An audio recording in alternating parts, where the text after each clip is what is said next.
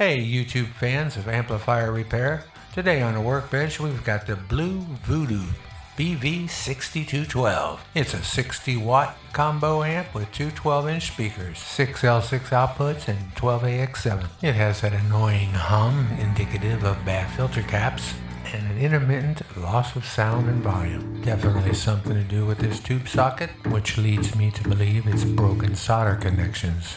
But it could be just a loose tube socket or bad tube itself. I will be resoldering all the critical connectors on the circuit board. Here's the back panel ground to circuit board, and it's all broke. So obviously I will be resoldering all those and getting a good ground back. Bad ground connections can lead to noise, crackling, all sorts of problems. Really not in that bad a shape for a 30-year-old amp. It does have a few problems though, but after I fix it, it'll be good for another 30 years. Now let's get started. I carefully took all the knobs off. Has anybody else ever pulled the shaft right out of the potentiometer from having a stock knob? Next, I took all the nuts off the front and the nuts off the back.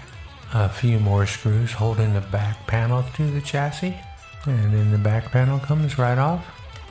Next thing is just to label all the connectors and unplug them all. It definitely saves time when you're plugging them all back in. I like to use the fine tip Sharpie marker. The solder side of this power tube board shows definite signs of overheating. You see how dark they are compared to the other side? You see this one capacitor has swollen all up. It's all puffed out on top. We're changing all these filter caps, and they're code dated June of 1995, so they're all original to the amp.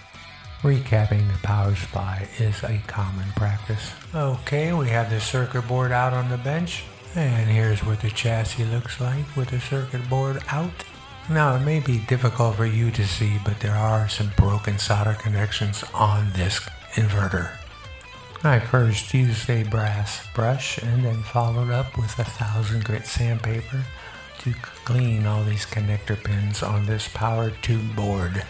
All the solder pins will be reflowed and the pin sockets will be tightened up as well. Here's a shot of my Pace rework station. Has motorized vacuum desoldering, temperature controlled on both desoldering and soldering iron. It has been a workhorse for many years. Nice piece of equipment. I will demonstrate it in action while desoldering these capacitors. On there, give it a minute, hit the pedal, turn on the suction.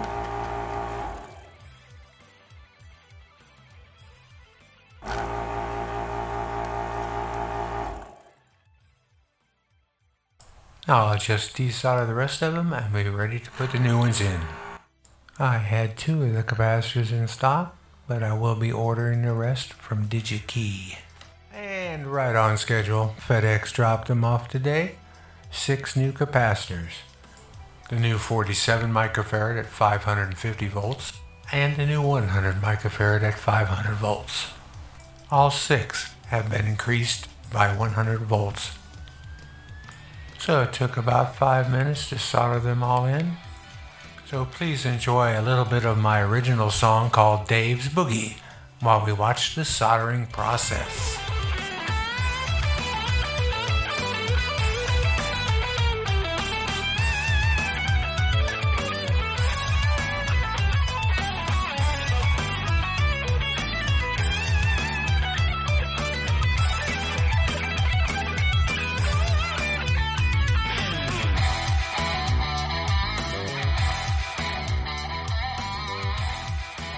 Now I'm going to clean all the tube sockets with Deox. I'll use an old tube to push in and out of the socket to help scrape the connectors clean. Using a firm sewing needle that fits in the tube sockets, I can squeeze the connectors together. That's 45 pins. And I'm doing exactly the same on the power tube sockets. Get them nice and tight. Here I'm going to spray Deox in all the potentiometers using a low pressure setting and just letting the liquid dribble in the backs of the potentiometers. The openings are really hard to get to on this board. Time to put the circuit board back in. First thing I do is tape up the wires to make it easier to guide them through the hole opening in the PCB board. Carefully lowering the circuit board into the chassis, aligning the potentiometer shafts with the holes in the front. Next, we'll put the nuts back on the potentiometer shafts.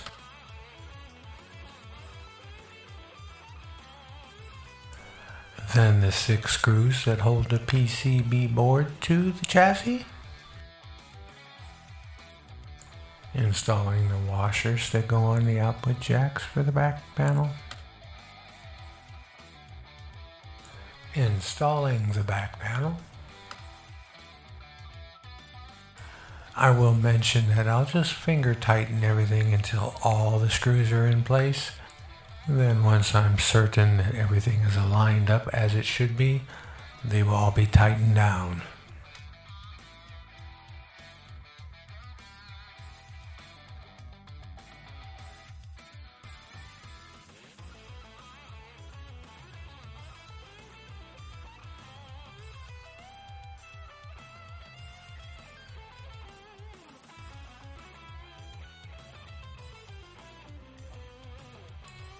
Now it's time to plug in all the connectors.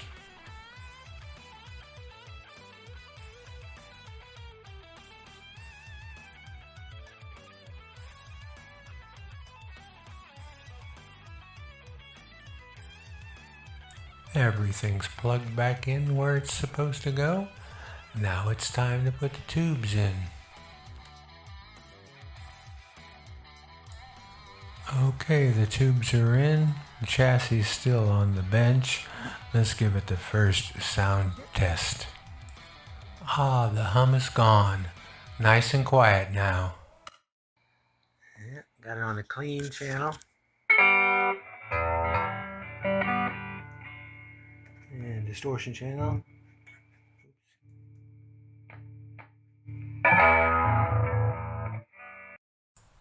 Alright, let's play some notes through it. First the clean channel.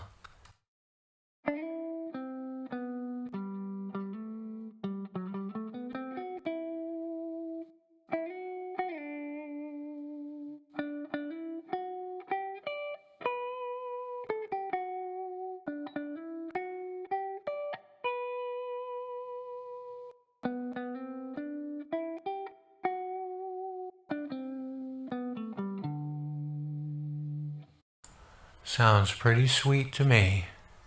Now, the distortion channel.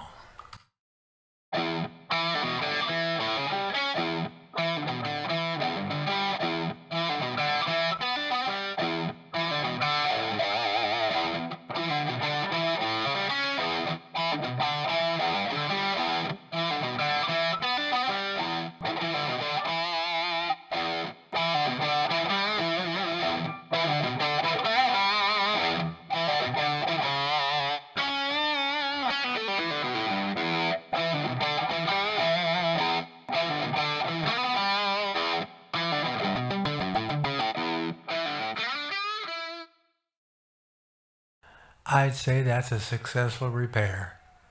Here's a picture of the amp all cleaned, reassembled, armor-alled. Looks almost new, don't it?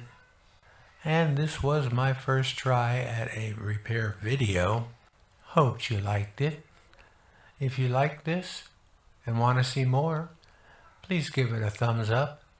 Leave a comment if you care to. And considering subscribing to my channel. Thanks a lot. We'll see you on the next one.